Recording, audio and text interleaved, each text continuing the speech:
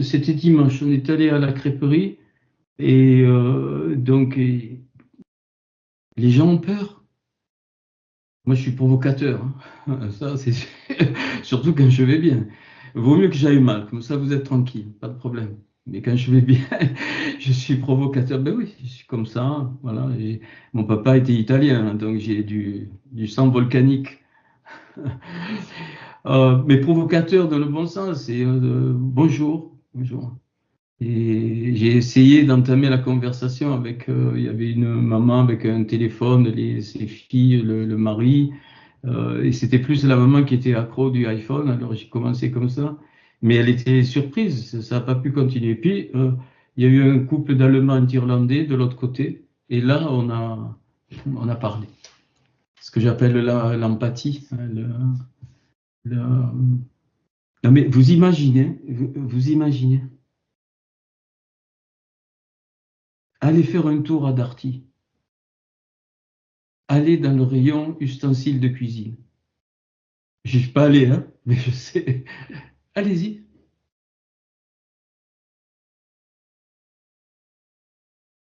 Alors, robot mixeur, ça suffit pas. Il faut le robot, l'autre, je ne sais plus. Isa, tu m'aides un peu. Faire repasser avec vapeur ou sèche-linge. Il faut sèche-linge. Lave-vaisselle. Ah bon, ok. Ah bon. Si vous voulez faire des économies, vous m'invitez. Je vous fais la vaisselle avec très peu d'eau et nickel. J'aime bien faire la vaisselle. Nickel.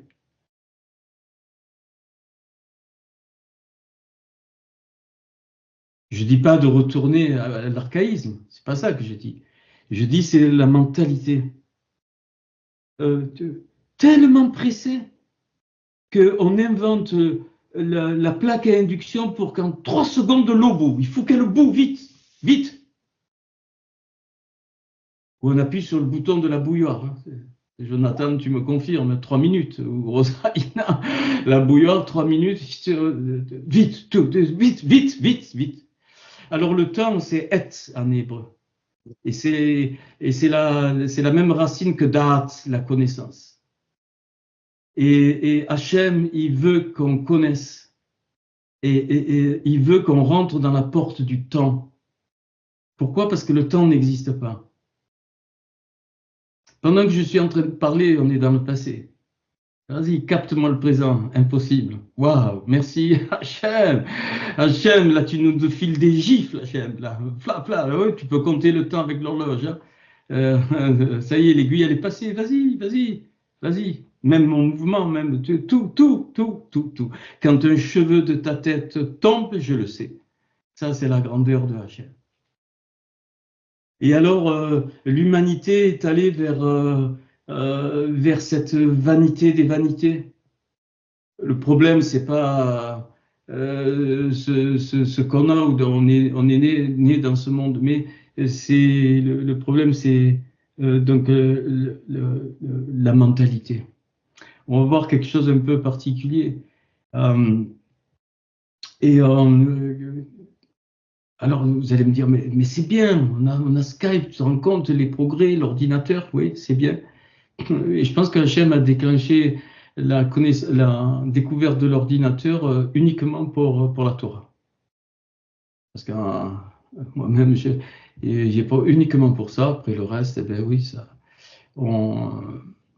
Donc comprenez-moi bien, je dis pas qu'il faut retourner à l'âge de pierre, pas du tout. Mais je dis ce monde, je sais pas comment on peut l'appeler, il faut trouver les bons termes, nous emprisonne sous couvert de liberté. Et quelque chose d'impressionnant, c'est quand le peuple est sorti d'Égypte et qu'ils sont arrivés pour faire on le connaît, les 42 étapes, j'ai donné tout un enseignement là-dessus, je conseille de l'écouter. La première chose qui est le premier endroit, bon, la première station c'était Ramsès, le mal du cheval, donc le principe de l'argent, le kesef. C'est pas l'argent qui est un problème. Abraham était fort riche, mais il n'avait pas un problème avec l'argent. Et il y a des gens très pauvres qui ont un problème avec l'argent. Donc, c'est pas ça. C'est donc la mentalité de l'emprisonnement.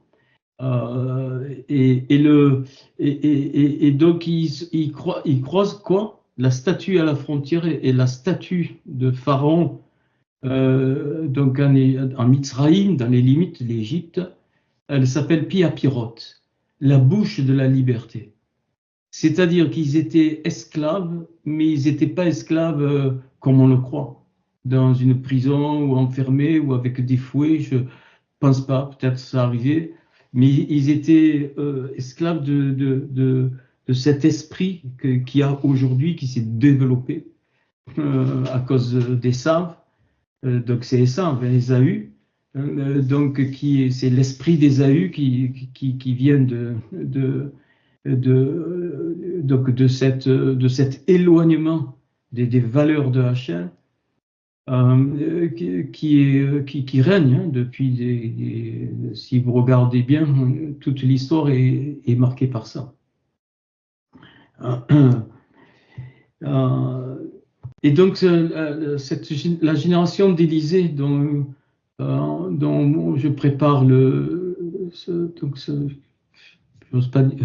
c'est pas le mot formation, c'est une génération à part. Ça ne veut pas dire qu'elle elle va pas vivre dans ce monde. Elle va vivre dans ce monde, même utiliser les technologies, tout ce que tu veux, le modernisme. Mais sa mentalité, elle est à part, comme Élysée. Elle a une autre façon de penser. La génération d'Élysée va générer donc une civilisation qui n'existe plus aujourd'hui. Donc une civilisation donc hébraïque, aïvri, une civilisation marginale. La première fois qu'on les a appelés hébreux, c'est pour Abraham. Abraham, parce que Nimrod ne supportait pas Abraham. Il était de l'autre côté du Nahar, il était de l'autre côté du fleuve. Abraham n'allait pas dans le royaume de Nimrod. Et Nimrod connaissait Abraham, c'est clair. Et c'est la première fois qu'on l'a appelé Aïvri, c'est-à-dire le marginal. La génération d'Élysée, elle ne peut pas être conforme à la majorité de ce qui se passe dans le monde, ce qui se passe dans le monde religieux, dans le monde économique, dans le monde de la finance, dans tous les domaines. C'est impossible. Elle sera marginale, mais elle va laisser une trace. Une trace très particulière qui va montrer qu'elle est l'élite au sens thoraïque du terme. Donc Bereshit, au commencement, dans le commencement, Bereshit, la tête, dans la tête, le Réchit, le commencement, c'est l'élite. L'élite, c'est-à-dire, c'est le modèle, l'échantillon modèle. Et donc, c'est tout le monde, enfin le monde qui va regarder cette génération d'Élysée parce qu'elle aura des meilleurs résultats dans tous les domaines. Elle aura de meilleurs résultats que tout le monde. C'est ce qui se passe déjà avec les Juifs. Les Juifs, malgré tout, hein, toute leur histoire, je ne sais pas combien ils sont, mais par rapport aux 8 milliards à peu près d'êtres humains qu'on est, c'est pas gros les Juifs. Hein, je sais pas combien je sais plus, mais il n'y a pas beaucoup c'est quelques millions, hein, je crois, de Juifs sur toute la planète, ou peut-être 10 millions, mais pas plus. Enfin, peu importe, c'est petit, bien quoi. Dans mon domaine, hein, dans la physique, j'étais physicien, 85% des prix Nobel, c'est des Juifs. 85%. 90% des médailles Fields, c'est des Juifs. Les meilleurs chirurgiens, c'est des Juifs. Les meilleurs chefs d'orchestre, les meilleurs violonistes, musiciens, pianistes, regardez.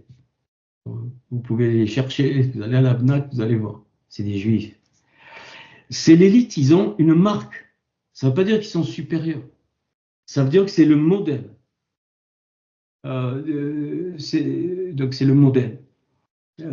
Et donc le principe de ce modèle, les nations doivent l'appliquer. C'est pour ça que Yaakov, quand il est remonté d'Égypte, ben, il est dit que le total de sa famille était de 70, et 70, c'est la marque des nations, hein, c'est un nombre symbolique. Donc les goïms, hein, les goïms, toutes les nations, donc il s'écrit de deux façons, goïm quand il s'agit des non-juifs, et de goïm d'une autre façon, avec un vav et sinon pas de vav, quand donc les juifs sont considérés comme une nation. Et il est dit, toutes les nations seront bénies en toi, en parlant d'Abraham, qui, le haïvri, l'hébreu, le marginal. Alors je commence par ça, mais on va continuer. Et ce que, dans 1 roi 18, donc ce que, j'ai pas fait de planche volontairement, hein, volontairement pour qu'on reste bien centré, je vais essayer de m'en sortir sans les planches. Dans 1 roi 18, Élie, c'est ça qui va, Eliaou, c'est ça qui va confronter.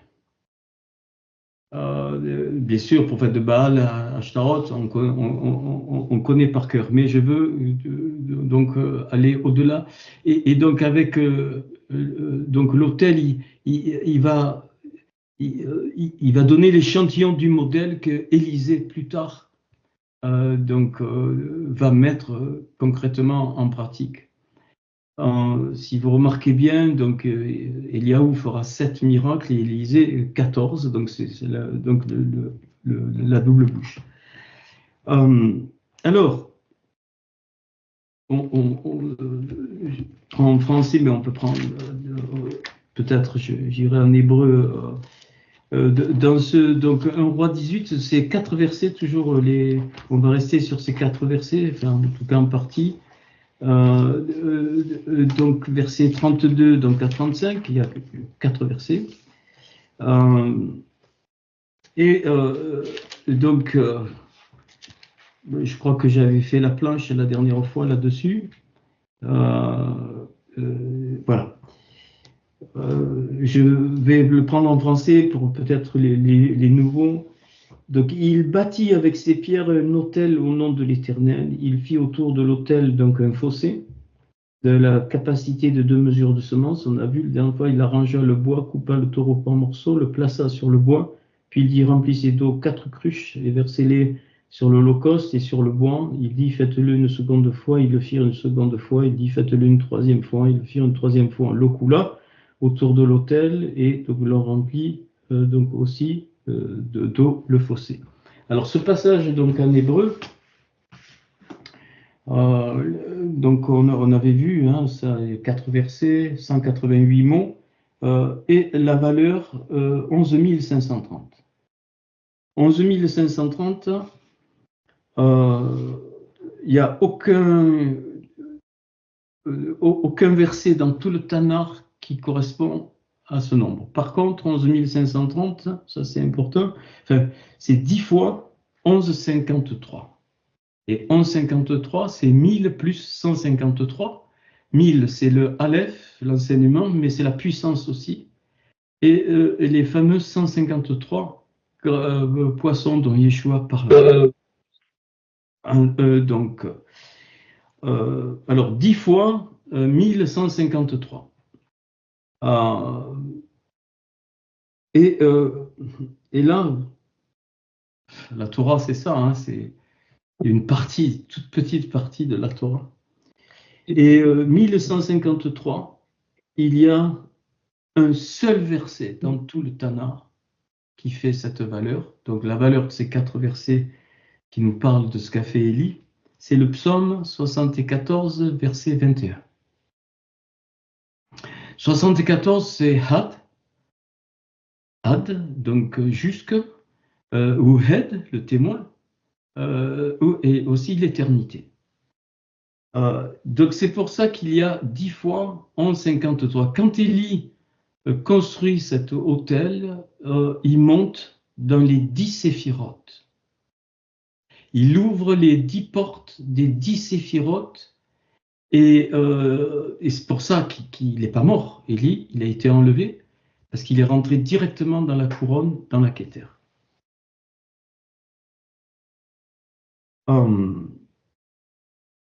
Ok.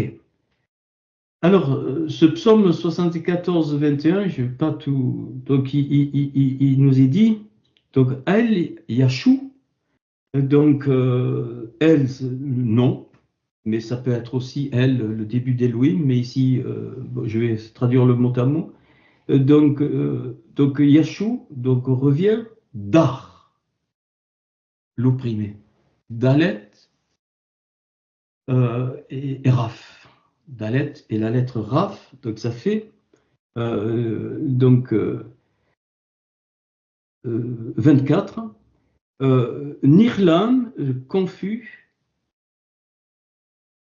Ani, donc le pauvre, donc Veijon, donc l'indigent,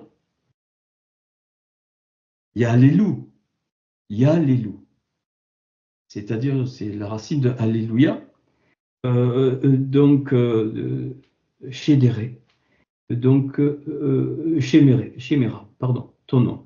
Que l'opprimé, je traduis en français, que l'opprimé ne retourne pas confus, et le malheureux et le pauvre loueront ton nom. Donc c'est une montée. Et donc je vais m'arrêter sur Dar 24. Rappelez-vous la cruche Kad. La cruche Kad, ça fait donc aussi 24. 24, c'est 6 fois 4. Donc il y a le 4 et 6, c'est la Torah ou l'homme. Hein. Donc symbole de l'homme, 24, c'est pour ça qu'il y a 12 tribus, 12 apôtres. Et donc, en fait, Élie, alors si je reprends, je vais peut-être, non, là, bon, je vais prendre je l'ai refermée, je vais la reprendre. Et donc, Élie va mentionner 3 choses et 4 choses. Alors en français, je ne sais pas si on le voit, mais je le prends quand même.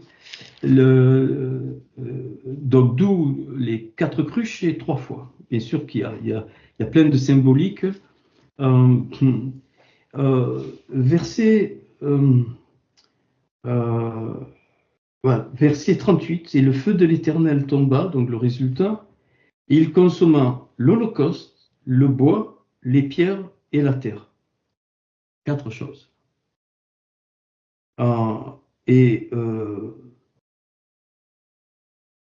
Verset 36, au moment de la présentation de l'offrande, Élie, le prophète, s'avança et dit, Éternel Dieu d'Israël, que l'on sache aujourd'hui que tu es Dieu en Israël, je suis ton serviteur, et j'ai fait toutes ces choses par ta parole. Voilà pourquoi il y a 4 cruches, et il y a fait 3 fois. Alors l'Holocauste, donc c'est Haola. Haola, donc ceux qui connaissent l'hébreu, donc c'est le Ain, Lamed et c'est la même racine que les psaumes pour monter. L'Holocauste, c'est pour monter, la bonne odeur qui monte. L'Holocauste, en anglais, c'est la victime qui brûle. Donc la victime qui brûle, d'où le nom d'Holocauste dans la négativité, évidemment. La valeur 110. Donc le He, le Aïn, le Lamed et le He. Ça fait donc 110. Et 110, alors, j'ai oublié, j'annonce, c'est 4 choses, c'est 4 oppressions. 4 oppressions introduites par les prophètes de Baal et d'Ashtaroth, qui ont pris l'héritage de Nimrod. Donc 110, et 110 c'est Ham, le peuple, et la première fois qu'il est mentionné, c'est dans l'épisode de Babel, Genèse 11, 6, c'est qu'ils font une fausse unité. Première oppression fondamentale pour la civilisation, c'est une fausse unité qui en fait est une uniformité. La pensée unique, tout ça, ainsi de suite, et qui génère quoi? Babel, la confusion. Et donc, Élie va révéler un autre langage. Et cet autre, il y a deux mots. Babel, c'est la langue, hein, voilà. Mais il y a un autre mot magnifique qui est le lachon. Et donc, dans la génération d'Élisée, Hachem va recréer le lachon, c'est-à-dire ce langage. Et lachon, c'est la valeur 386. Lamed, Shin, Vav, Nun. 386. Yeshua, Yud, Shin, Vav et Ain, 386. Donc la génération d'Élisée, par rapport au monde, va avoir le langage de Yeshua. Et donc c'est un langage diversifié, mais dans le Hérad. C'est le langage du corps. Chaque membre a sa place. Et s'il manque un membre, le corps, il est pas correct, il est pas complet. Donc dans ce passage, et donc la fausse unité dans les peuples, la fausse unité dans une civilisation, la fausse unité dans le monde entier entraîne la confusion.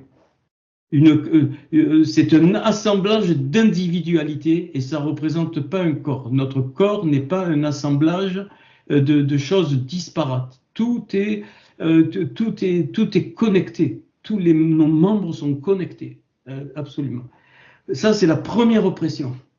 Donc, quand il met l'Holocauste et le taureau, donc le par, le mot c'est par, et ça symbolise la force, la force créative. Le par, ça fait 280, 28 fois 10. Et donc, mais c'est une force qui a été donnée, mais mal utilisée. Et donc, la première oppression, et cette oppression entraîne des milliers d'oppressions parmi les individus. Dans la civilisation, cette fausse unité, eh bien, ça va générer quoi? La fausse unité, ça va générer l'individualisme, ça va générer le profit malsain, ça va générer les disputes, ça va générer l'égocentrisme, ça va générer l'indifférence, l'antipathie, toutes ces choses-là sont résumées dans cette première oppression. Voilà pourquoi il met le taureau là, parce qu'Eliaou a compris. Enfin, il a compris, en tout cas, ce que j'ai vu. Alors, on retient le mot dar, hein, l'opprimé, qui fait 24 comme les 4 cruches. Et donc, bien sûr, il y a plein de symboliques, mais je retiens celle-là, ce soir, c'est 4 oppressions. 4 oppressions qui doivent être, qui seront, ou qui commencent à être, libéré par la génération d'Élisée. Puis il parle du bois, donc Ve'et. Alors là, dans l'hébreu, c'est très important. Quand il y a le et devant, ça veut dire tout le contenu. C'est-à-dire tout ce qu'il y a, par exemple, dans l'Holocauste à Ola. Donc c'est quelque chose de général, qui englobe plein d'autres choses. Après, vous pouvez déduire plein d'autres choses. Ve'et ha'etzim, donc les bois. Donc il arrange donc les bois, cette deuxième oppression, et la valeur 215, eh bien on la trouve première fois dans Genèse 3, 24, donc c'est à Rechev, c'est-à-dire l'épée. Et c'est aussi la valeur des Néphilim. À Néphilim, les géants, c'est la même valeur 215 que les bois. Et donc l'épée, symbole de la guerre. Donc, deuxième oppression, la guerre. La guerre qui est le résultat de quoi? D'individualité rivale. C'est-à-dire, c'est la non-complémentarité. On refuse de faire la da'at, qui est quoi? L'acceptation de la différence Et donc, en acceptant la différence, comment dire, on catalyse la naissance du corps, parce que les membres sont différents. Je ne veux pas me répéter, hein. Et donc, et ce mot était donc Rerev, donc qui fait 208 et avec l'article donc 215. Bon, les Néphilim, les géants, les géants dans les nations, les géants partout, partout. Le symbole du géant, ça a été Goliath, de la tête. Et qu'est-ce qu'a fait donc David? Shaoul, il lui met tout, le casque, tout, il jette tout ça. Et je pense à Paul qui dit nos armes ne sont pas charnelles, mais elles sont spirituelles. Et qu'est-ce qu'il fait? Magnifique. Il prend 5 pierres, polies, c'est-à-dire bien lisses. C'est les 5 livres de la Torah. Manakaya, Saladakaya, Basa. Et Yanamasa. Et il en prend une. Vous croyez qu'il a visé? La fronde, c'est la puissance du souffle saint, ce que tu appelles le Saint-Esprit. Et lui, il est allé avec la force qu'il a. Il a tourné la force, la fronde, et donc ça a donné le Haz, la puissance. 77, 7 fois 11. C'est pour ça qu'il est dit, tu seras vengé 7 fois, 77 fois, et Yeshua reprendra ça au niveau du pardon. C'est autre chose. Et la pierre est partie, et elle a frappé le géant en plein milieu de la tête. C'est-à-dire le géant qui veut être l'élite, la tête, le roche, le rech, qui veut être l'élite. Vous croyez que David a visé? Non, non, non, non, non. C'est le davar, la parole, qui, par le souffle saint, donc a donné la puissance d'enfoncer le front de Goliath. Complètement. Et David l'a décapité, hein, il a... donc voilà. Qu'est-ce que je veux dire par là? C'est que l'oppression de la guerre, l'oppression de la rivalité, elle ne peut être vaincue que par la Torah. Elle ne peut être vaincue que par la pierre polie. La pierre polie, ça veut dire que c'est la Torah qui a été étudiée en profondeur. Pas juste la lecture, ça sert à rien. Ouais, c'est bien, tu as une petite histoire. Voilà, Abraham a tué Isaac, enfin, a voulu le tuer. Bon, et puis après, on apprend ça même aux enfants, et puis on répète comme des perroquets. Non, la pierre polie, c'est-à-dire la Torah étudiée en profondeur. Qu'est-ce que ça m'apprend? Et il y a 4 niveaux, 4 niveaux, 4 niveaux, les 4 cruches. Le tchat, première lecture, ouais, l'histoire est jolie, machin, Sarah l'a enfanté, tout ça. Abraham, il a pris 318 de ces gens de la famille pour faire la guerre, et puis après, 318 Paul, 276 sauvés. Mais quand tu vas dans les valeurs, 318, c'est la valeur numérique de son serviteur Eliezer. Et donc Eliezer était accompagné d'un ange. Moi, je ne suis pas sûr qu'il y a eu 318 hommes, pas du tout. C'est que les énergies positives sont descendues. J'ai pas le temps, hein, sinon on s'en sort pas. Sur le 318, et donc c'est la main de l'Éternel qui a. Voilà, ça c'est le chat. Puis le rémince. Qu'est-ce que m'apprend l'histoire? Le rémince, c'est-à-dire l'allusion. L'allusion, ça c'est le niveau. Puis donc excusez-moi, le drache. Le drache qui est maintenant, on généralise ce qu'on a compris. C'est déjà un niveau. Et puis, là où je travaille, et c'est la génération d'Élysée devra rester là, c'est le sod, le secret. Qu'est-ce qu'il y a derrière? Je vous donne juste un petit exemple, parce qu'on a, donc on n'a pas le temps.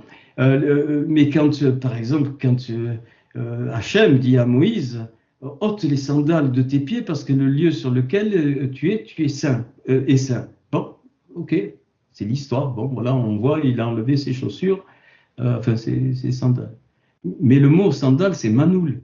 Et le mot manoul veut dire verrou. Il lui dit, brise les verrous de ta pensée. Parce que tu ne peux pas indirectement penser comme moi. C'est pas possible. Si tu restes avec tes pensées, tu ne pourras pas rentrer dans ce lieu kadosh, c'est-à-dire ça, le dévoilement pour le peuple entier.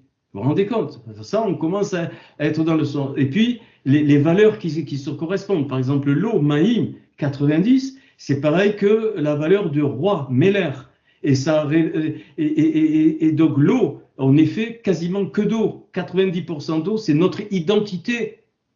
L'eau, c'est l'identité. La terre, Haaretz, alors quand on dit les cieux, Shamaïm, c'est le feu dans l'eau. Hein. Shamaïm, c'est le feu dans l'eau, c'est notre Neshama. J'ai expliqué ça déjà. Et quand il est parlé de la terre, Haaretz, c'est la volonté, le Ratson, la volonté de Hachem. Bereshit bara Elohim et Hashamaim ve'et Haaretz. Au commencement, créa Dieu les cieux et la terre.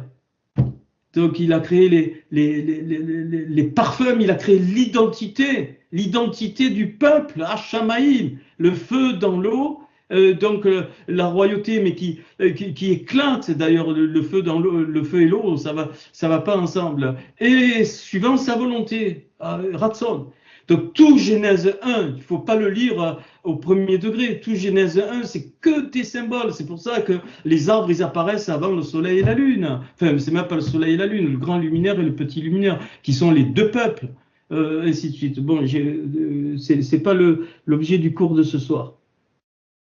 Et cette épée qui devient guerre à cause des rivalités, la première rivalité, on le sait, au premier niveau, ah oui, alors pardon. Donc on a obtenu donc le pshat, le remes, le drash et le sod. Et vous prenez les premières lettres et tu obtiens pardes, le verger, ou ce que nous on a traduit par paradis. Donc la pierre polie, il faut aller dans les profondeurs de la Torah pour que, et c'est ce que faisait le Gadol Kohen quand il se penchait sur la cuve où il y avait l'eau. C'était l'identité, il trouvait l'identité du peuple, et dans l'eau, eh bien, se reflétaient toutes les étoiles donc du ciel, les Hashamaïm, tous les cieux se reflétaient dans l'eau. Il allait dans les profondeurs de quoi? De la Torah, et en allant dans les profondeurs de la Torah, eh bien, c'est un holocauste, Hala, qui veut dire olé, de monter, d'où les psaumes de monter. Et pour monter, il faut descendre, il faut aller dans les profondeurs. Et évidemment, c'est du travail, c'est pas comme ça. Ouais, le Seigneur va me dire, le Seigneur va me montrer. Non, ça marche pas comme ça. Si je veux déplacer ça, tu peux prier parce qu'il n'y a pas envie de le déplacer. Personne ne va le déplacer. Hein. Ni les anges, ni rien du tout, rien. Voilà, quand tu as faim, tu vas ouvrir ton frigo, tu tires. Tu dis pas à un ange, vas-y, comme Élie. Où tu invoques pas les corbeaux pour qu'ils te donnent à manger. Et c'est pour ça que c'est légion. Donc, tu n'as pas 36 000 solutions. Et donc, ce mot rêve est employé la première fois en Genèse 3,24. C'est quoi? C'est les deux kéroubim, les deux chérubins qui gardent quoi? Le chemin de l'arbre des vies. Etz Araïm, les vies, pluriel. Ils ont l'arbre de vie, c'est Yeshua, c'est le Adam Kadmon réduit. Et donc Élie, en mettant les bois, ça représente aussi notre nature humaine qu'il faut qu'il soit mise de côté, pas la supprimer. On est des êtres humains. Je disais à quelqu'un, de notre nature de péché, elle sera toujours là jusqu'à la fin de notre vie. Et c'est pour ça que Paul dit, le bien que je veux faire, je ne le fais pas. Le mal que je ne veux pas faire, je le fais quand même. Mais qui me délivrera de ça, de rien, ma nature humaine sera pécheresse jusqu'au bout. Tu peux faire ce que tu veux. jusqu'au bout. C'est pas c'est le ratin. C'est pas le péché. Nous, on confond tout. Hein, il faut pas que je pêche. Mais c'est pas ça dont il est parlé. Il est parlé de notre nature. Depuis quoi? Depuis qu'on a perdu le chemin de l'arbre des vies. Depuis qu'on a perdu le chemin de l'arbre des vies. Et Élie, quand il met les bois, bien, et donc l'Holocauste, c'est pour monter dans le monde,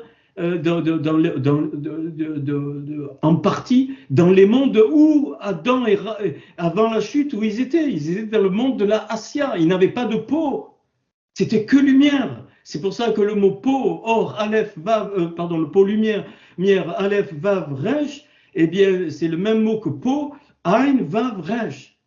C'est-à-dire le aleph s'est transformé donc en ain, et on a été revêtu de peau, et c'est pour ça qu'on dit que même la peau, quelqu'un qui l'irradie, on voit une lumière par la peau, parce que tout dépend, on n'avait pas de peau, nous n'étions pas comme ça, nous étions dans le monde de la Assia, et ils connaissaient, ils avaient la da'at intégralement, avec la vie, évidemment. Et quand ils ont pris qu'ils ont devancé le temps, c'est ça qui s'est passé. C'est pas qu'ils ont, c'était prévu qu'ils connaissent. Mais c'est comme un bébé, tu peux pas enseigner un enfant de 8 ans comme un universitaire. Il va exploser. Il en est mort. Un bébé, tu lui donnes de la viande, à un mois, il meurt. Parce qu'il n'a pas l'estomac pour. Donc le vrai ratat, le vrai péché, c'est ça, c'est que le temps donc a été devancé.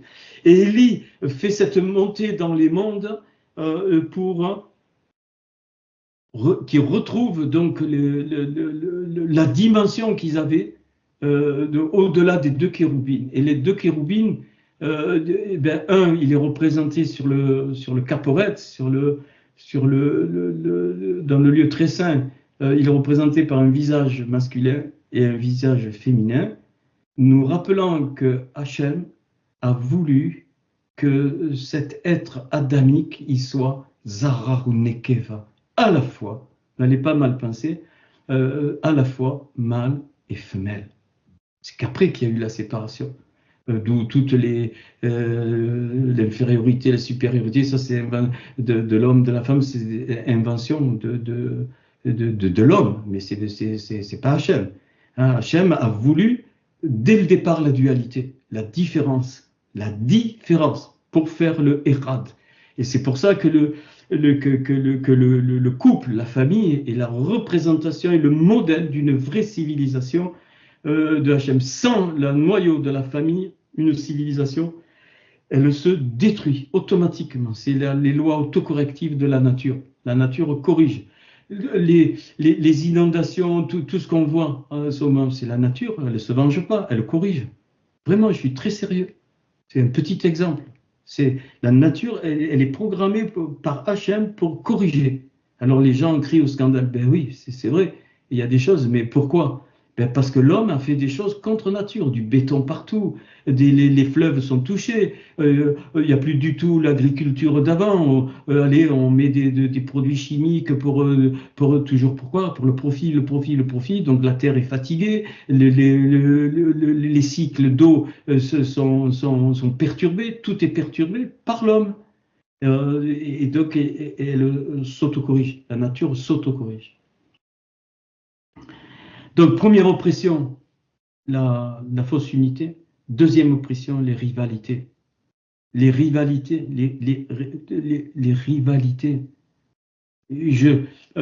C'est pour ça qu'il est dit de ne pas juger. On peut analyser, mais de ne pas juger dans le sens. Mais non, l'autre, tu dois le recevoir tel qu'il est. Tel qu'il est.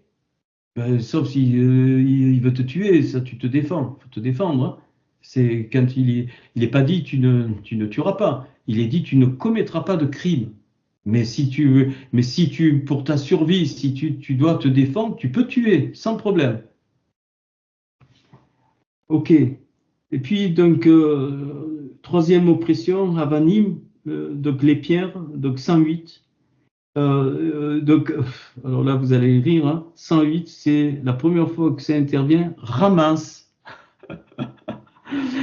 Le mot Hamas, la violence. Vous en connaissez un autre hein, qui s'appelle Hamas. C'est pas moi, c'est la Torah. J'ai rien dit. Hein. Hamas. Le ret même sa mère. Hamas, Genèse 6, verset 11, la tyrannie, la violence. Troisième oppression. Et quand je parle de la violence, la tyrannie, je ne parle pas que de la violence, hein. Il y a toute forme de violence. Toute forme, tout. Tout ce que vous pouvez penser qui peut être donc. Et c'est la valeur aussi donc de car, prendre. Genèse 6, 21, prendre. Allez, prends. Ça c'est Caïn. Moi, ok. Et c'est aussi la valeur de rak, le statut, la loi. Lévitique, verset 24, verset 9, rak. Donc le ret et le kouf. Donc, Rak, ça te fait pas penser à quelque chose? Donc, les pierres, les faux fondements, les pierres de fondement. C'est pour ça que Yeshua dira, je suis la pierre de l'angle. C'est pas l'angle, la pierre qui tient tout.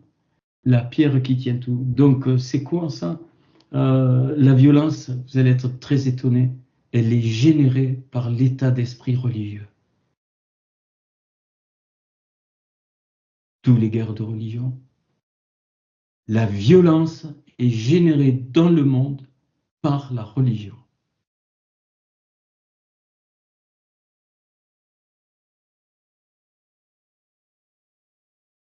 Parce que souvent, la religion entraîne le sectarisme. C'est l'homme qui prétend aller connaître Hachem. Et donc, ça entraîne forcément le sectarisme. Et le sectarisme, d'où les guerres de religion. Donc voilà. Troisième oppression. Quatrième oppression, Ahafar. On a traduit par la terre, mais ce n'est pas la terre, c'est la poussière. Donc Ahafar, c'est la poussière. 355, qui est la valeur numérique, je vais commencer par celle-là. Shana, c'est l'année. Shin, Nun, He, l'année. Donc c'est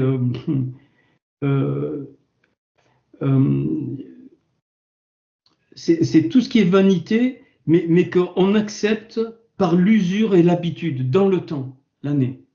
Et c'est pour ça que le mot année, shana, c'est la même racine que chêne, la dent. La dent qui peut représenter la force vitale, le chêne, mais aussi la haine. Donc j'ai une dent contre toi, ça vient de l'hébreu. La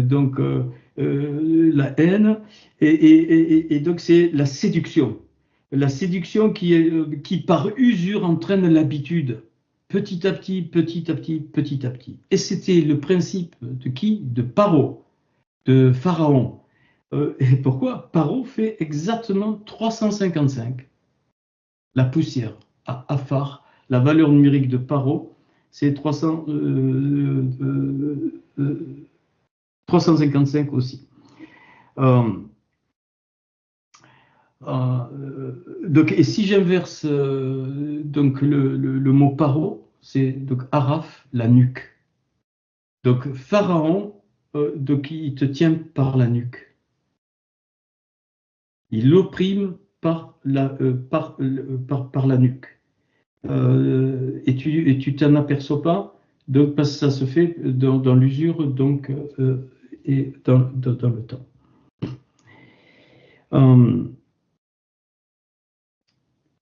Alors, maintenant,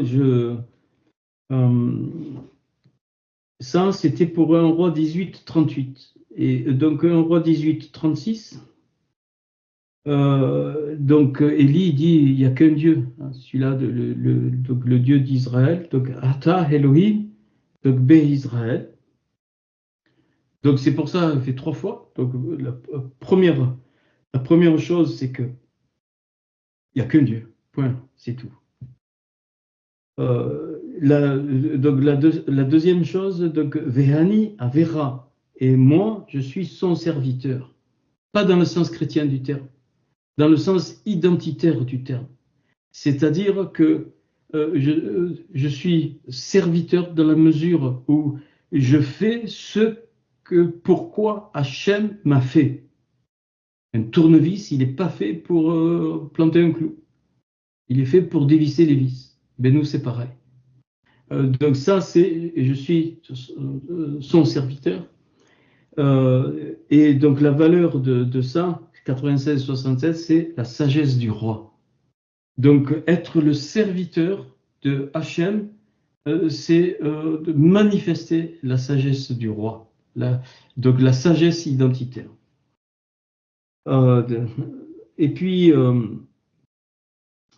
et il dit, et la troisième chose qu'il dit, donc il dit qu'il fait ça par ordre de l'Éternel, et le mot ordre, c'est les paroles, par les paroles, donc Adévarim, donc les paroles de l'Éternel.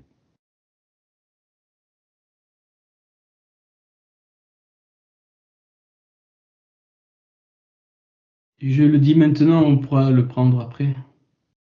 Vous allez être étonnés. Tu sais ce que c'est, ces quatre? En partie, parce qu'il y a autre chose, bien sûr. On peut le voir, les quatre évangiles, je suis d'accord.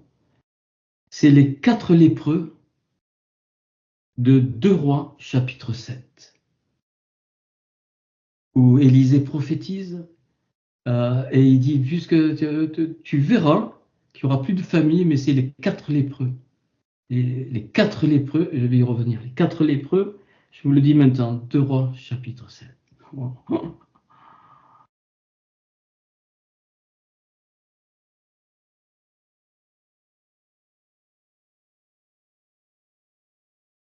Alors, quand dans ces quatre versets 32-35 de 1 Roi 18, donc l'action d'Élie, si je fais la technique que je vous ai déjà présentée plusieurs fois, hein, des mots centraux et des lettres centrales, donc ça veut dire quoi? Ça veut dire qu'il y a un certain nombre de mots. Ben, je prends le premier mot, le mot du milieu, le mot de la fin, si c'est impair. Si c'est le nombre de mots est pair, ben, je prends les deux centraux. Et pour les lettres, je fais pareil. Eh bien, dans ce passage, on va trouver donc Vahivne, donc est bâti, Milou, en remplissant Mahi Do. Caractéristique, j'ai volontairement pas préparé les planches, hein, parce que ça nous permet de plus nous centrer. Donc, est bâti, 73. 73, rappelez-vous, Rochma, la sagesse. Vous vous souvenez le proverbe, la sagesse a bâti sa maison. Donc, est bâti. La sagesse a bâti sa maison. 73, l'inverse, c'est 37. Et 37, c'est la racine de Yeshua.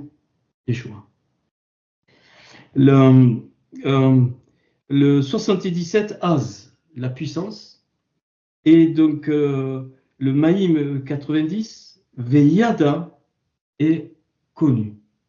Donc, ce passage, Élie fait monter, puisque c'est l'Holocauste, il fait monter, pour vaincre ces quatre pressions, il fait monter la sagesse, il fait monter la puissance de Hachem, et il fait monter la connaissance, la vraie connaissance, c'est-à-dire ce qu'il y avait dans le jardin d'Éden, mais qui se transforme en vie. C'est-à-dire que ils retrouvent la connaissance qu'ils avaient avant la chute, c'est-à-dire qu'ils manifestaient la connaissance, mais d'abord par le principe de vie, Etz Haraïm. Et c'est pour ça que il n'y a pas deux arbres. J'ai plein d'éléments pour ça. Il y a le Etz Haraïm, l'arbre de vie, où au centre du jardin, et au même endroit au centre du jardin, les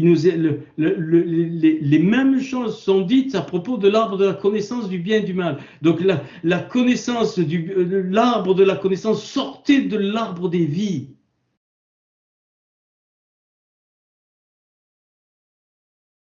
Et nous, on a tout inversé. C'est d'abord la vie de la Torah. C'est pour ça que Paul, il dit, la lettre tue, mais l'esprit vivifie. Vous êtes des Torahs vivantes, des lettres vivantes. C'est pour ça qu'il y a plein de transgressions, même des lois de la Torah.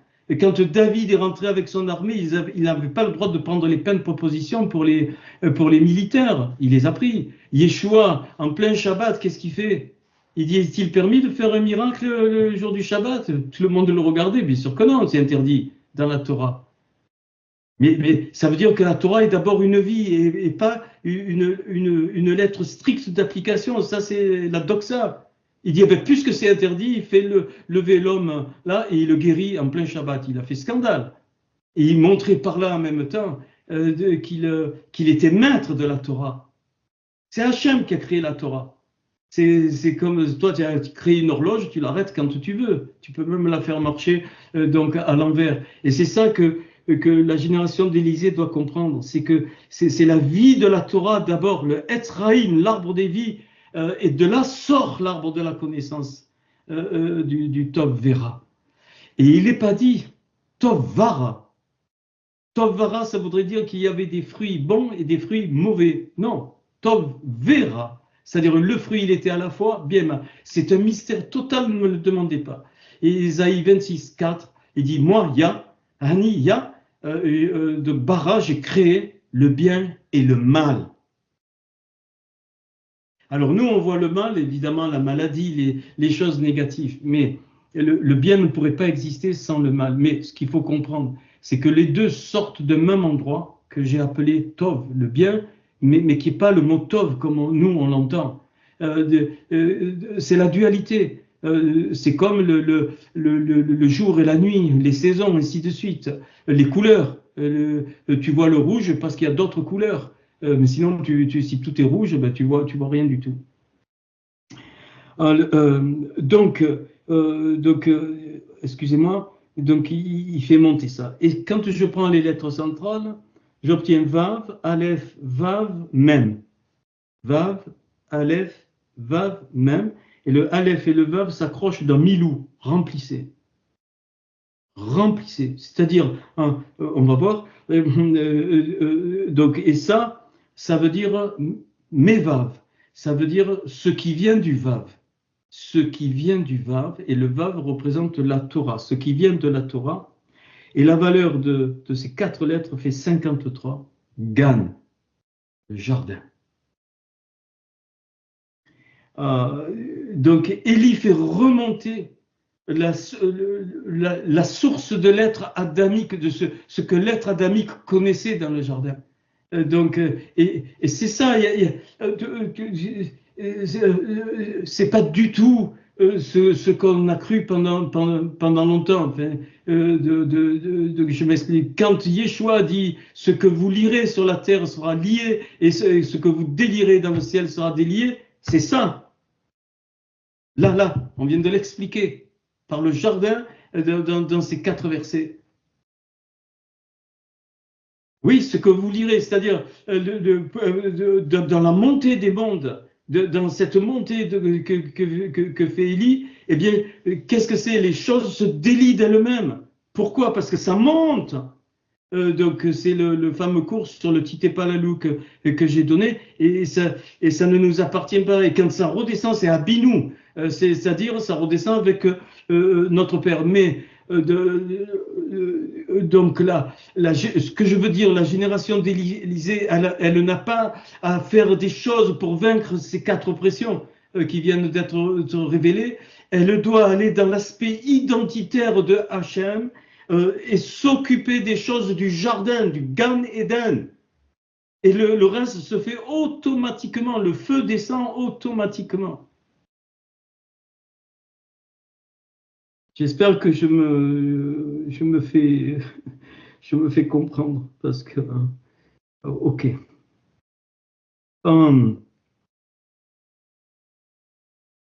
Et donc la valeur donc de ces 3 mots, des mots centraux, 240. 240 Kikar. Kikar, la région.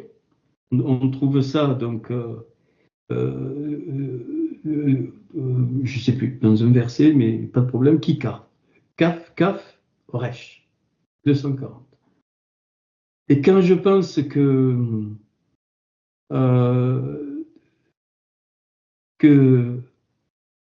Adam Kadmon c'est 245. Donc c'est la région. La région fait 245. Donc là, on a la preuve que alors Kadmon, c'est ce qui vient de l'Est. C'est pour ça qu'on dit que le salut vient de l'Est, vient de l'Orient. Et qui veut dire aussi l'ancien. Le Kadmon, c'est l'ancien. C'est le Zaken, l'ancien des jours.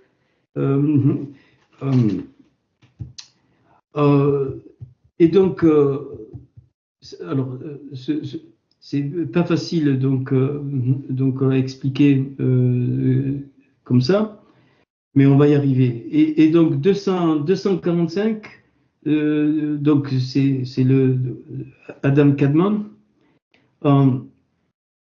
Bon, je vais suivre mon. Et ça renvoie à Ézéchiel 10, verset 19. Et soulevèrent les chérubins encore leurs ailes, et s'élevèrent, je fais le mot à mot, de la terre pour mes yeux, quand partirent et les roues pour être prêts à côté d'eux, et se taire. Alors là, il y a à l'entrée de la porte, mais il y a deux fois donc, le mot porte. Donc de la maison, et se taire à l'entrée de la porte de la maison, donc du l'Est, donc Kadmon, et la gloire d'Israël, dessus eux en haut, et on peut traduire dessus eux, eux dessus. Donc c'est une région inatteignable, dessus eux, mais eux dessus, c'est donc tout l'ensemble sans le chercher, rien automatiquement. Bien, donc Hachem donc, nous fait passer donc, de l'autre côté. Et donc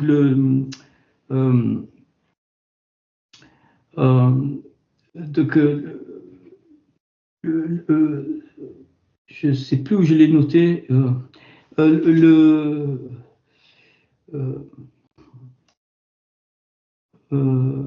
Non, c'est le. Ok, ça. C'est ici. Non, ce que je voulais dire, c'est que donc on trouve donc la valeur, voilà. Donc la valeur donc alors voilà dans la racine du mot donc Adam Kadmon, et dans Ézéchiel 19, voilà, c'est là, ça y est, j'ai retrouvé. Il est parlé de Akadmoni, c'est pareil que Kadmon, mais Akadmoni, donc c'est aussi donc l'Est. Donc c'est une autre orthographe, et ça vaut 215. Et 215, c'est la valeur de au-dessus. Et l'autre, donc E dessus et dessus E, donc ça fait voilà 215, 155. Donc alors dessus E, c'est et les herbes, je pourrais faire les planches si vous les envoyez 155, et eux dessus, donc c'est Milmahela, donc 215, la somme 370.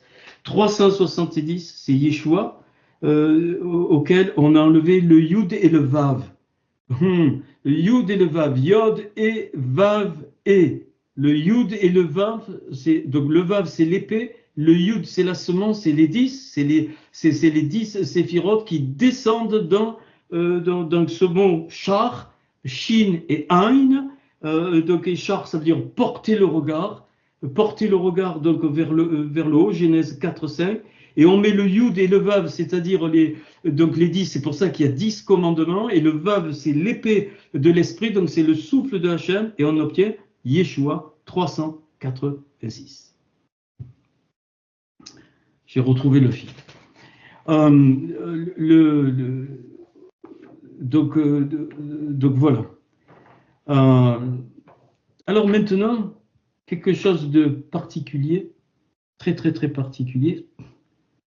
J'ai dit que ces 4 versets valaient 1153. Hein, d'accord? Ça, vous avez. Alors, j'ai une partie où on décompose 1153. Mais je vais vous la donner maintenant, sinon je vais oublier. Il n'y a que, comme par hasard, 4 versets qui valent 153, qui valent 1000 dans la Torah. Psaume 30, verset 9, vous le lirez tranquille. Psaume 59, verset 18. Psaume 116, verset 14. Et Psaume 116, verset 18. Je répète, Psaume 30, verset 9. Psaume 59, verset 18. Psaume 116, verset 14.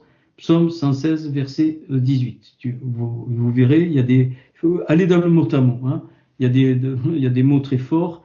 Donc, je crie, je supplie. Je chante, je psalmodie, ma force, ma défense, ma grâce, mes vœux, présence, son peuple. Vous pouvez en déduire plein de choses. Alors, le psaume 116, verset 18, c'est le même que le psaume 116, verset 14. C'est exactement le même verset. Il est dit, mes vœux pour Yod et Vavé, j'accomplis. Présence, s'il te plaît, devant son peuple. Donc, il est parlé. Et le seul verset de tout le Tanakh qui fait 153, d'où les 153 dont Yeshua parle, c'est Esdras, chapitre 10, verset 35. C'est trois individus qui sont dans une chronologie, Benaya. C'est comme ça, le verset est comme ça. Benaya, Ya a bâti, ou fils de Ya, c'est le chemin. Bedaya, Vedaya, Ya a servi, ou portion de Ya, c'est la vérité. Et Kelahai, mon accomplissement, c'est la vie éternelle. Rappelez-vous ce qu'a dit Yeshua, je suis le chemin, la vérité, donc, et la vie. Quelque chose de particulier qu'on ne peut pas trouver comme ça. Heureusement qu'il y a l'informatique, pourtant je l'ai critiqué, mais ça ne fait rien. Vous vous souvenez ce mystérieux verset dans Exode 4 où Hachem parle à Moshe, lui dit, écoute, mets la main dans ton sein, et il met la main dans le sein, il sort, et la main, elle est lèpre. Et donc en hébreu, c'est Metzorat. Metzorat, on va voir, rat. Metzorat, donc même, ceux qui connaissent, même Tzadé, Resh, Ein, Tav. Metzorat, Kesheleg, c'est-à-dire semblable à la neige. Sheleg, c'est la neige. 333, très particulier, 333, 3 fois 111. 111, c'est 3 fois 37, donc 9 fois 37. 37, c'est Yeshua. Donc 9, c'est les 9 lumières que Yeshua a révélées pour tout le monde et en particulier pour les goïs. C'est une parenthèse.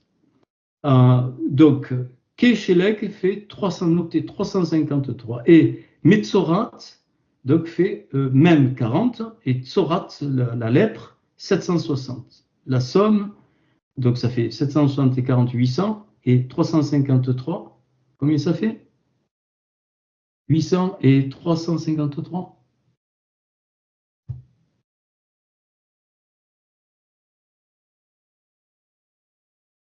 « 800 plus 353, c'est facile, ça fait combien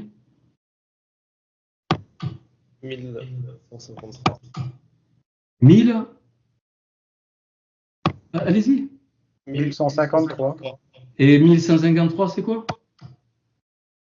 On a vu en début du cours la valeur des 4 versets de 1 Roi 18, 32 à 35. Waouh! Waouh!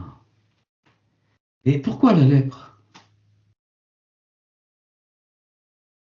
C'est ce que j'ai appelé l'onction de la lèpre. Alors, je ne sais pas, j'ai encore, peut-être je ne veux pas trop.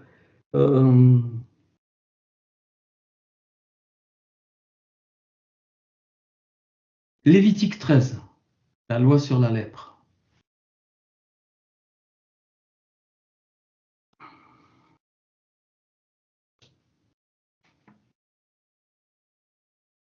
Verset 2.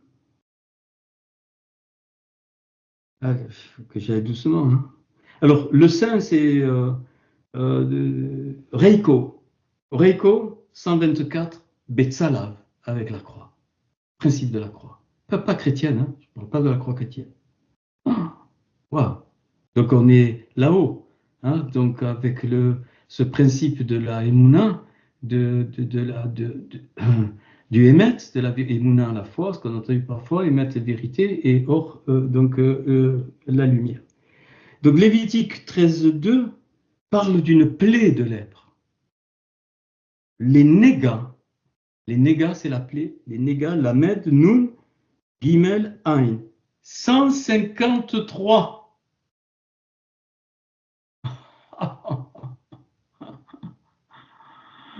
Jetez les filets. Ils ont retourné 153 grands poissons. Ah, ils les ont comptés, mais vous rigolez. C'est ça le sol, c'est ça le secret. La plaie, la lèpre, ça rate 760, j'ai dit. La somme, 913. 913, Péréchit, au commencement.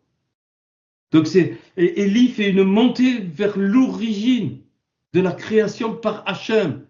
Il n'y a que ça, bien-aimé. Il n'y a que ça, mais c'est évident. Donc il remonte toutes les 10 séphirotes et il veut dire au peuple, et donc pour la génération d'Élisée, mais il faut ouvrir les yeux là-dessus. Il n'y a pas un autre Dieu. C'est le Dieu d'Israël, point. C'est un mystère, nul ne peut le connaître, nul ne peut dire quoi que ce soit sur lui. La seule chose qu'on peut dire, je suis celui qui suis, je suis ce qui est, tout, absolument tout.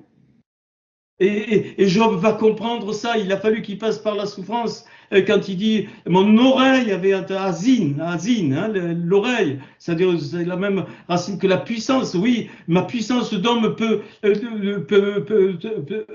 excusez-moi, mon oreille peut t'entendre, mais maintenant, Heini, mes yeux te voient. Pour pouvoir voir, il faut être complètement bitoul, c'est-à-dire un retrait total en disant je ne peux même pas m'approcher de toi, je ne peux même pas te comprendre, je ne peux même pas prononcer ton nom tellement tu es grand, je ne peux même pas savoir quelle est l'origine de toutes les choses qui sont sur la terre et que tu as créées. Ça, c'est la crainte, le yaré, qui veut dire voir, tu inverses les lettres, tu obtiens voir. Voir, c'est craindre. Péréchit, 913. Et donc, Lévitique 13, verset 47, après je reviendrai. Il nous est parlé, excusez-moi, donc Lévitique 13, 47, il nous est parlé du vêtement, Bébéged, avec le vêtement, et ça fait 11. Et regardez ça. Et le mot, la lèpre, 760, eh bien, le vêtement de Lévitique 13, 47, vous rajoutez le vêtement de Yeshua HaMashiach, vous obtenez 760, la lèpre. C'est pour ça que j'ai parlé de l'onction de la lèpre. Là, je vous laisse en suspens, hein. Je vous laisse en suspens. Avec le vêtement de Yeshua Mashiach, c'est-à-dire loin, j'obtiens exactement le mot lèpre. Donc tout le monde, lèpre, le lépreux, on ne s'approche pas, donc ainsi de suite. Alors, je vais, je veux pas trop parce que je voudrais qu'il y ait, un échange.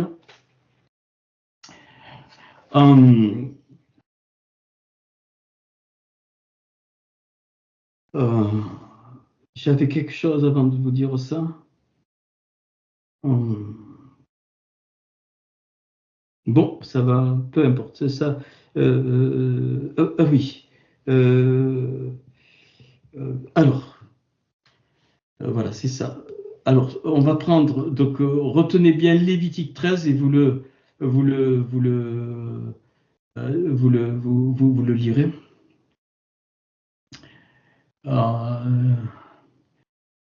Je relis parce que j'ai pas noté.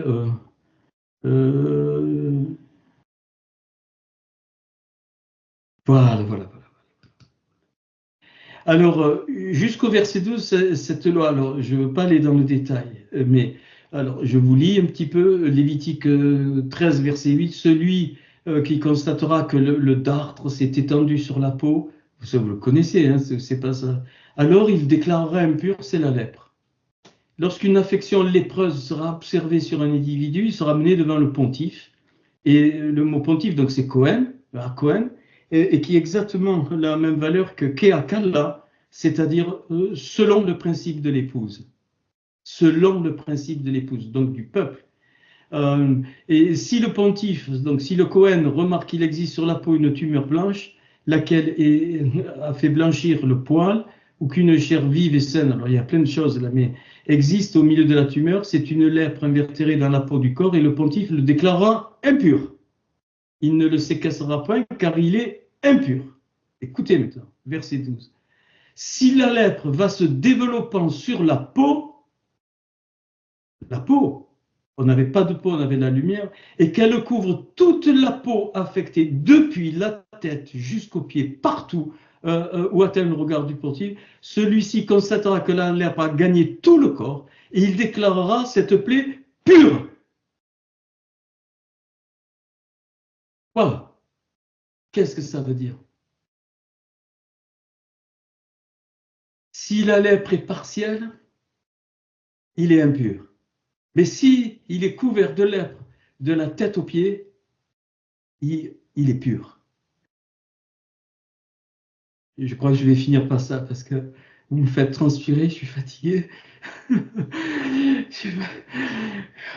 J'ai perdu. Jonathan Iri va nous donner de la force de sa jeunesse. Tu souffles sur moi, Jonathan. Aïe, aïe, aïe, aïe, aïe, aïe, aïe, aïe. C'est la lèpre. Lévitique 13, verset 8. Sartat, excusez-moi, je suis fatigué. Tsarat, hi, la lèpre. Lui, elle, hi, on peut dire lui et elle.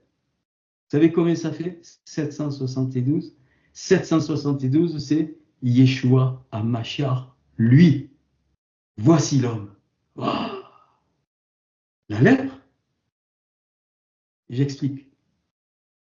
Il faut que le péché s'étende à toute l'humanité. Tout homme est pécheur et privé de la gloire de Dieu. Cette gloire qui est avec les chérubins, c'est pour ça qu'Ézéchiel a vu la gloire avec les chérubins. De l'autre côté, c'est pour ça qu'Élie, pour vaincre les 4 oppressions, déclare par les 3 fois la nature du Dieu qui nous a donné la vie pour avoir la révélation de Yeshua Mashiach dans le Adam Kadman. Alors peut-être j'explique mal.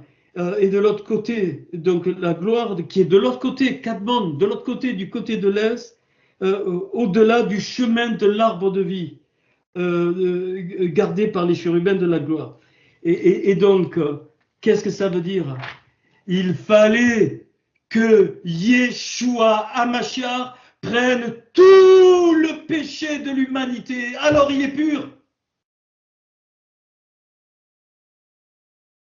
Wow.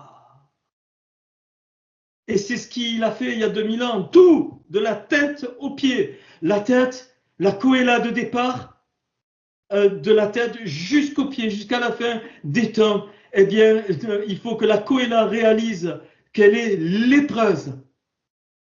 Elle est lépreuse, mais qu'il faut qu'elle soit entièrement lépreuse pour être complètement pure et prête à devenir l'épouse et rentrer au niveau de la Kéter. Parce que si elle est qu'à moitié, ça veut dire qu'il y a un homme qui n'a pas péché, c'est pas possible. Tout homme est pécheur et privé de la gloire de Hachem. Et c'est pour ça que nous avons une grâce exceptionnelle en Yeshua HaMashiach.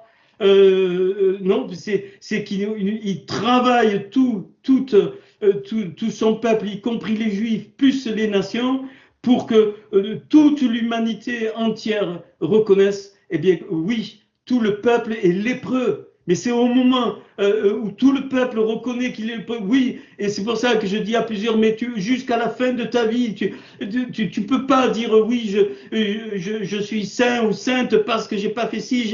Non, ta nature, elle est forcément pécheresse, de la tête aux pieds, mais aussi la Kohéla. Et c'est à ce moment-là qu'elle devient pure parce que ça vient de Hachem et ça ne peut venir que de Hachem.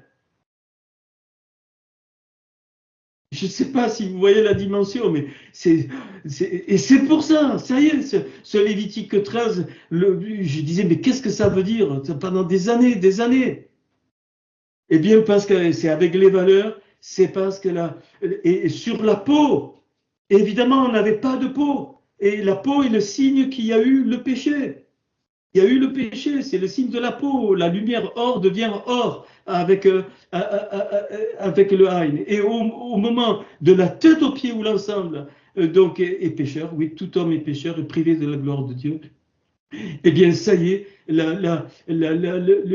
c'est accompli. C'est Yeshua, il a accompli donc pour nous ça, mais pas dans le sens chrétien, j'y tiens, hein. Pas du tout, mais alors pas du tout. Oubliez la croix chrétienne, hein. Oubliez ça. Oubliez ça. On en reparlera un jour et on va voir ce que ça veut dire. Et à ce moment-là, eh bien, qu'est-ce qu'il fait? J'allais dire, il libère ses cheveux. Parce qu'il était naziréen, il libère l'onction sur qui? Sur la Kohéla, sur ce que nous on appelle l'Église, mais qui était déjà libérée pour les Juifs, y compris donc les Juifs. Et à ce moment-là, cette onction, c'est l'onction de la lèpre. C'est l'onction, ben oui, je suis pécheur Paul, le bien que je veux faire, je ne le fais pas, et le mal que je ne veux pas faire, je le fais, car même qui me délivrera de ce corps de mort? Qui? Au moins il avait l'humilité. Qui? Parce que ma nature, elle est imbibée de la faute donc originelle. Et c'est ça l'œuvre de la croix. C'est que Yeshua, hein, de la tête aux pieds, est devenu lépreux. Et c'est pour ça qu'il n'a pas repoussé les lépreux. Il est devenu lépreux. L'onction de la lèpre, c'est l'onction du péché. Oui, tiens, c'est sur la peau.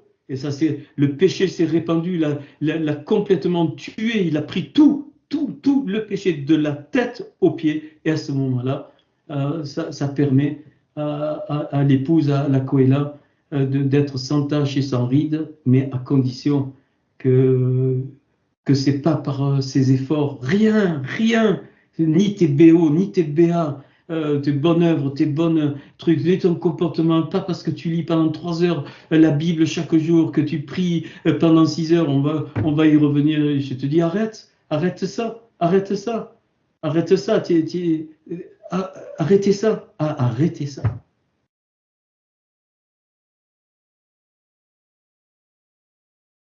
La loi de la lèpre, Lévitique 13. Et il y a plein de choses dedans. Bon, et alors, ouais, je peux vous donner celui-là, le verset 13. La plaie est déclarée pure, donc Vétahar est pure, et tout le contenu de Hanaga de la plaie, vous savez combien ça fait? 749, Yeshua Mashiach. Tout le long. C'est comme ça, c'est soufflé, le souffle coupé. Et on comprend. Je ne comprenais pas, moi, ça. Je disais, mais comment? Il est un peu, il est déclaré impur, et s'il est tout lépreux entier, il est déclaré pur. Eh bien, et donc c'est et donc comme c'est la même valeur que ce que je vous ai dit, la plaie de la lèpre sur 11,53, qui est les 4 versets de 1 roi 18, comme la neige, et on le comprend, une lèpre comme la neige. C'est bon, enfin.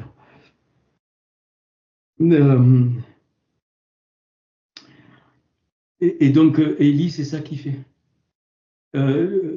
Ce qu'il fait face au Baal, aux Astartés, mais je voudrais que la génération d'Élysée comprenne ça, dans quoi elle rentre dans ce monde, c'est ça. Il est en train de déclarer face à toutes les idoles, toutes les énergies négatives, qu'elles ne pourront pas résister à l'onction de la lèpre, parce que l'onction de la lèpre me dit que mon identité, elle vient de Adam Kadmon, et ma nature, elle est complètement pécheresse tout entière. À ce moment-là, il y a la libération. C'est ce que j'ai compris. Enfin, voilà, je vais arrêter là.